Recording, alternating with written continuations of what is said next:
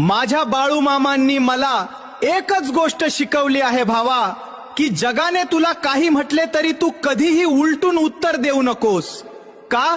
कारण जेव्हा तू उत्तर देशील तेव्हा त्यात फक्त आवाज असेल, पण जेव्हा माझे मामा उत्तर देतील तेव्हा त्यात आवाज नसेल, पण ते असं उत्तर असेल जे ही दुनिया कधीच विसरू शकणार नाही. बोला बोला बाळू मामाच्या नावानं चांग भलं.